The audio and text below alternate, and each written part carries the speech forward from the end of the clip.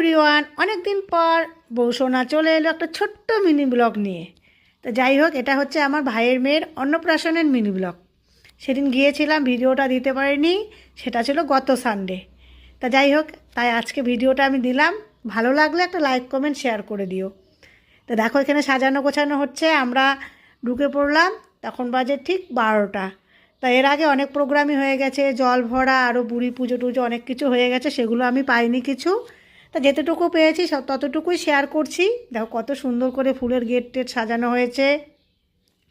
আসলে আমার ভাইয়ের বিয়ের প্রায় 10-12 বছর পরে মেয়ে হয়েছে, তাই খুব আনন্দ সবাই, অনেক দিন পরে।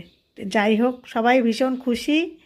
তা দেখো, এখানে আমার বোন টোন সবাই আছে, মা, দিদি, ওসব দেখাবো রাত্রে ভিডিওতে। এখন দিদি টিদি এখনও আসেনি। এই দেখো, আমার ভাস্তিকে স্নান করিয়ে নিয়ে আসা হলো। দেখো কত সুন্দর করে এখন ভাস্তিকে সাজানো হবে, চন্দন তিলক দিয়ে সাজানো হচ্ছে।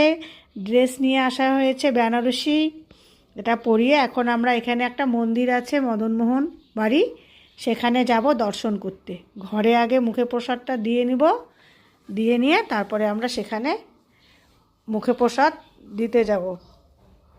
তা যাই হোক, এই দেখো ভিডিওটা আমাদের ভাস্তিকে সাজানো হচ্ছে। এখানে কত সুন্দর করে দেখো, মটুক টটুক দিয়ে কি সুন্দর করে সাজানো হয়েছে।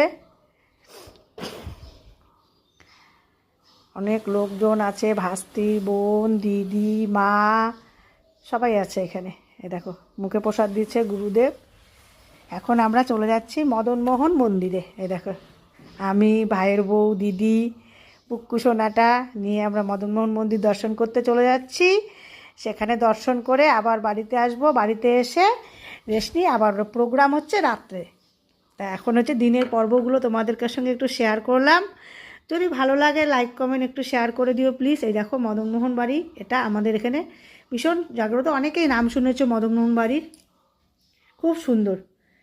তা যাই হোক, কেমন লাগলো ভিডিওটা অবশ্যই কিন্তু জানাবে।